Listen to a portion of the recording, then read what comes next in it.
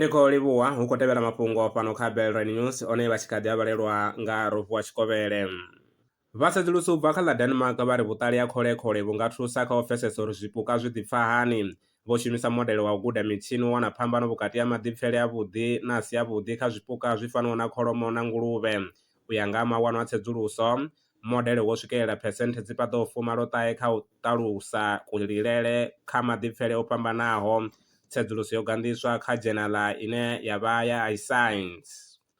Bammbiri ntswa ya tsedzuluso yo bvisela khagala uri dzingu ḽa Arabia ḽo vha ḽi tshi wana mvula yo kalulaho kha miṅwaha ya maḓana maṋa yo fhelaho. Vhasedzulusi vha ri zwa zwino dzingu ḽo no oma kavhili hu tshi vhambedzwa na miṅwaha ya tshigidi na maḓana a rathi yo fhelaho. Mawanwa a tsedzuluso o anḓadzwa kha dzhenala ya Science Advances.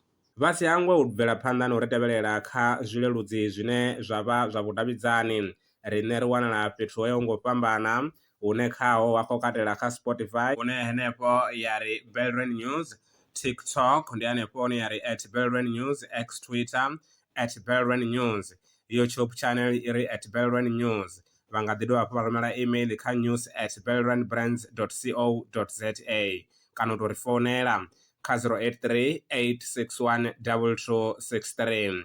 U bva kha nṋe maṅwe mafhungo ndi vha vhuyela nao tshifhingani tshiḓaho. Ndaa. Vhuangani ya swika kha sia ḽa masheleni, Belrand Brands ndi thandulo yavho. Ri vha thusa musi vho anganea lwa shishi kha sia ḽa masheleni. Ṱhoḓea ndi dzi tevhelaho: tshiḽipi tsha muholo, tshitatamennde tsha bannga tsha miṅwedzi miraru, khophi ya basa na ḽiṅwalo ḽine ḽa sumba hone vha dzula hone. Vha ri kwame zwino 083 861 2263. Email ndi info@belrandbrands.co.za. Belrand Brands ndi vha hadzimisi wa masheleni vho ḓi ṅwaliselaho.